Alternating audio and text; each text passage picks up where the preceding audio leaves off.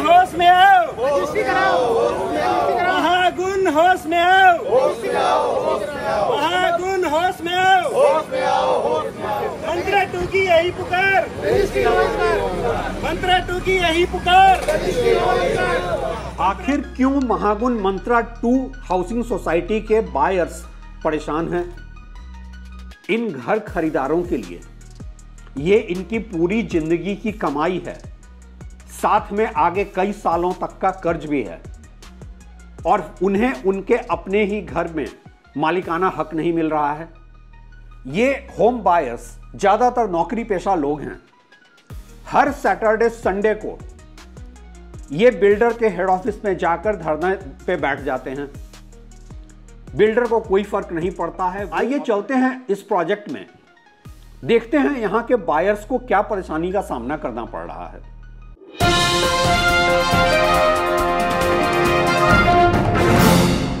हर घर खरीदार का एक ही मंत्रा होता है, जब जिंदगी भर की गाढ़ी कमाई दी है, कर्ज का बोझ लिया है, तो एक ऐसा घर मिले जिसमें हम सुकून के साथ रह सकें। लेकिन अगर आप ग्रेटर नोएडा वेस्ट मार्केट को देखें तो बिल्डर का मंत्रा कुछ और ही होता है। बिल्डर का मंत्रा होता है कैसे हम प्रॉफिट को मैक्सिमाइज करें, कैसे हम होम बायर्स को एक्सप्लॉइट करें, और तो और कैसे हम अथॉरिटी को एक्सप्लॉइट करें, और कैसे सालों साल लीगैलिटी के साथ खेलते रहें। और जब प्रोजेक्ट का नाम ही मंत्रा हो तो फिर क्या कहना। यह है महागुण मंत्रा 2, 2014 का लॉन्च प्रोजेक्ट है। वादा किया गया था घर खरीदारों के साथ कि सारी मूलभूत सुविधाओं के साथ 3 साल में आपको पोजीशन मिल जाएगा। पोजीशन ऑफर हुआ है 2022 में, 8 साल के लंबे इंतजार के बाद, और वो भी आधी अधूरी सुविधाओं के साथ। लेकिन त्रासदी सिर्फ इतनी नहीं है, इससे कहीं ज्यादा बड़ी त्रासदी ये है कि घर मिलने की खुशी उस समय लोगों की खत्म हो गई जब पूरे पैसे देने के बाद, और तो और रजिस्ट्री के पैसे जमा करने के बाद, उन्हें कहा गया कि रजिस्ट्री नहीं हो सकती है क्योंकि बिल्डर ने अथॉरिटी का बकाया पैसा जमा नहीं किया है। आप सोचेंगे ये तो ग्रेटर नोएडा वेस्ट की आम सच्चाई है, कितने सारे बिल्डर ऐसे खेल खेल रहे हैं। लेकिन कभी आपने ऐसा सोचा है, जिन लोगों ने अपनी जिंदगी भर की गाढ़ी कमाई दी है, जिन लोगों ने बिल्डर पे भरोसा किया है, जिन लोगों ने अथॉरिटीज पे भरोसा किया है, पूरी सिस्टम पे भरोसा किया है कि उन्हें न्याय मिलेगा, उन्हें जब न्याय नहीं मिलता है तो उन्हें कैसा लगता है। होम बायर्स रजिस्ट्री को लेकर लगातार प्रोटेस्ट कर रहे हैं। आखिर वो कहां जाएं? वो ग्रेटर नोएडा अथॉरिटी के पास गए हैं, वो डीएम के पास गए हैं, और तो और वो लोकल एमएलए और एमपी से भी मिले हैं, और हर जगह उन्हें सिर्फ मिला है एक झूठा आश्वासन। आखिर कब तक यहां के घर खरीदार इंतजार करेंगे? और उससे भी बड़ा सवाल कि उनकी गलती क्या है। क्या सिस्टम आज इन बिल्डरों के हाथों इतना मजबूर हो गया है कि ये बिल्डर जैसे चाहेंगे वैसे सिस्टम के साथ खेलेंगे और घर खरीदारों को एक्सप्लॉइट करते रहेंगे? आइए बात करते हैं कुछ यहाँ के बायर्स के साथ, समझते हैं कि उनकी परेशानी कहाँ से शुरू हुई। आपने घर कब खरीदा था? सर मैंने 2014 जून में खरीदा था। और आपको क्या प्रॉमिस किया गया था? सर हमें ये प्रॉमिस किया गया था कि 2017 तक आपका फ्लैट आपको पोजेशन मिल जाएगा सारी फैसिलिटीज़ के साथ विद रजिस्ट्री। और अब वो आपसे क्या कह रहे हैं? सर अब वो हमें डेट पर डेट दिए जा रहे हैं। पिछले 2022 में जब इन्होंने आधी अधूरी सुविधाओं के साथ हमें पोजेशन दिया, और उसके बाद में उन्होंने बोला कि रजिस्ट्री भी अब हो जाएगी जल्दी ही। लेकिन आज सर हम 2025 में आ चुके हैं। काफ़ी हमारे पास रिटन मेल कमिटमेंट है बिल्डर के, जिसमें उसने कहा कि आज करा देंगे, कल करा देंगे, परसों करा देंगे। वो अभी तक भी नहीं करा रहा है सर। और अभी लेटेस्ट में 15 मई को सर डीएम साहब के साथ और अथॉरिटी और बिल्डर के साथ मीटिंग हुई, जिसमें बिल्डर ने हमें कमिट किया कि 1 जून से रजिस्ट्री शुरू करा देंगे। वो भी नहीं कराया सर।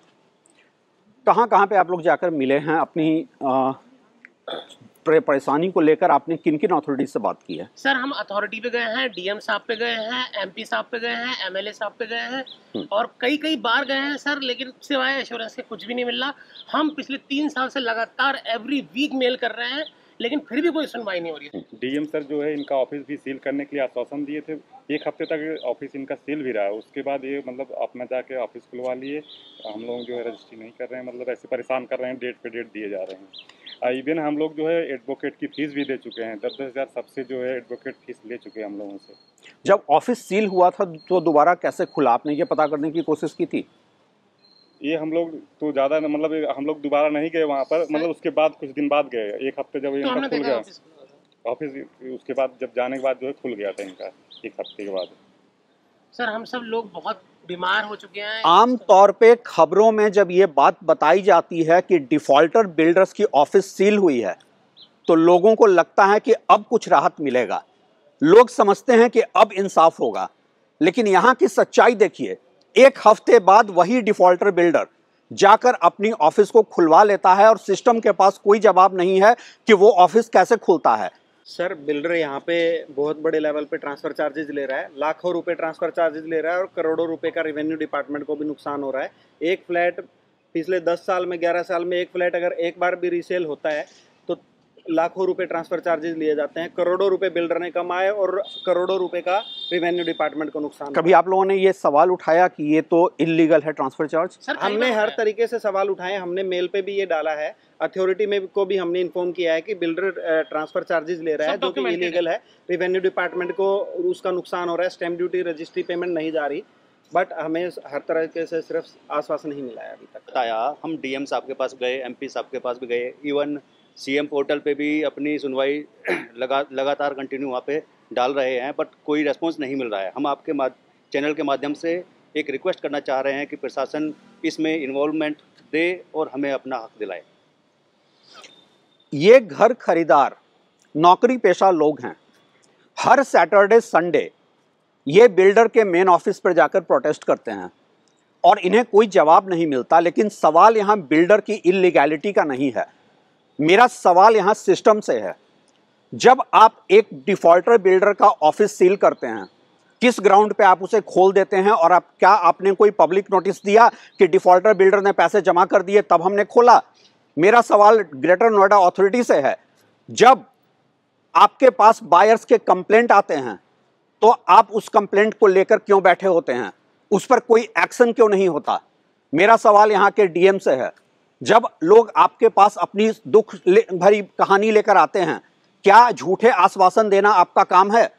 सबसे बड़ा सवाल है लोकल एमएलए और एमपी से, आप वोट मांगते समय इन्हीं सोसाइटी में रहने वालों के पास आते हैं, आपके रिप्रेजेंटेटिव हर हाउसिंग सोसाइटी में मिल पाए जाते हैं, लेकिन जब बात किसी बिल्डर के खिलाफ एक्शन की होती है तो आप अपना हाथ पीछे खींच लेते हैं। आप जानते हैं कि ये घर खरीदार नौकरी पेशा लोग हैं। सुप्रीम कोर्ट ने भी एक जजमेंट में कहा था कि एक आम घर खरीदार लेंथी और कॉस्टली लिटिगेशन में नहीं जा सकता है।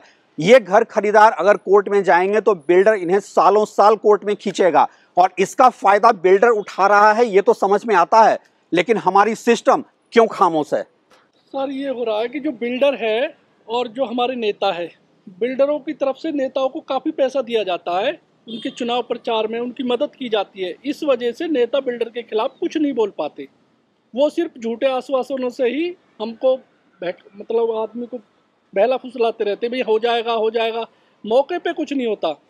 सिर्फ फॉर्मेलिटी के लिए लेटर दे दिया, लेटर ले जाइए जी, लेटर दे दिया आपको सर ये हो जाएगा, हम लेटर आगे भेज देते हैं, कुछ ना तो लेटर का रेस्पॉन्स है ना नेता का कुछ रेस्पॉन्स है, सिर्फ फॉर्मेलिटी होती रहती है।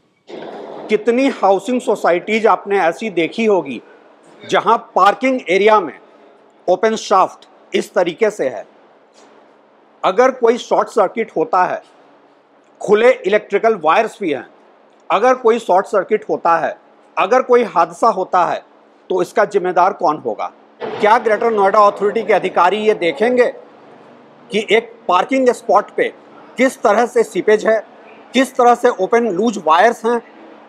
क्या वो तब जागेंगे जब कोई बड़ा हादसा हो जाएगा? महागुन का एक ही प्रोजेक्ट नहीं है जहां इतनी सारी प्रॉब्लम्स हैं। महागुन के कई ऐसे प्रोजेक्ट हैं जिसमें लोग रह रहे हैं लेकिन रजिस्ट्री नहीं हो रही है और एक्सप्लॉयटेशन का खेल जारी है। सवाल ये उठता है कि आखिर इंसाफ के लिए घर खरीदार जाएं तो जाएं कहां? Ravi Sinha, track to reality.